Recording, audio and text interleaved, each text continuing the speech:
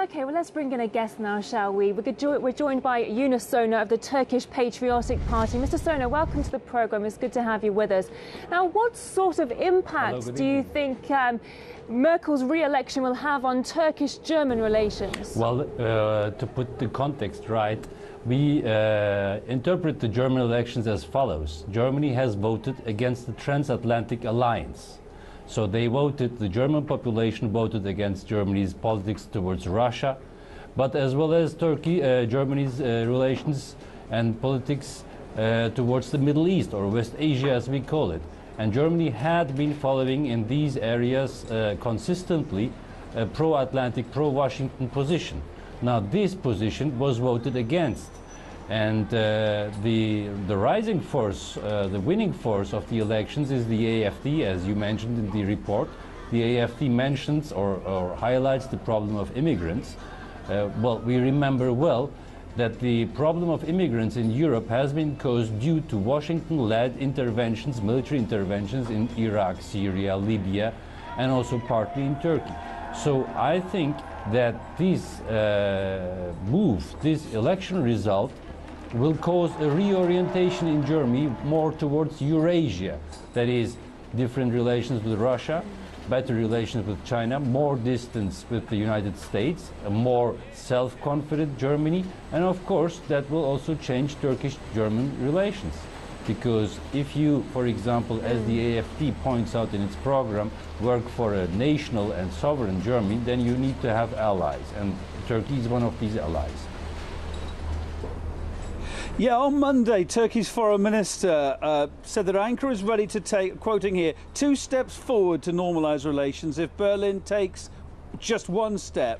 What step should that be to normalise relations? What would your country like to see? Well, first of all, both countries, and especially if we speak about German elections, Germany has to be focused on its own national interest.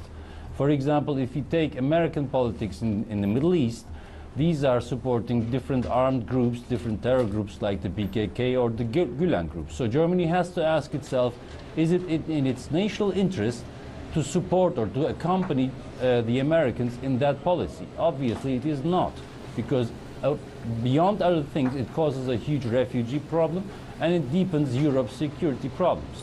So Germany has to refocus on its national interest, and if it does that, then the problem will be solved by itself, because there is no structural contradiction between Turkey and Germany. There is no interest collision, antagonism, but difficulties caused by US intervention and by Germany's traditional, but in these elections questioned, alliance with the United States of America. So the more Germany changes this, and this will happen, the more Turkish-German relations will become better. Well, as you know, Merkel is now tasked with forming a coalition. Do you feel it could change her policy towards Ankara, and which parties would be key in determining a new direction? Well, first of all, I think Germany is now facing the reality of President Trump. President Trump has declared in his UN speech that he is willing not to accept the Iran deal, for example, and impose on the world his rejection. Now Germany is confronted with the question, do they support the American line and accept the disruption of their relations with Iran by the will of Trump, or do they follow a separate path, a more Eurasian path? If they follow this Eurasian path, then they should regain their sovereignty, for example, in the Iranian politics, but also in Turkish or Iraqi politics, and move away from Trump's line.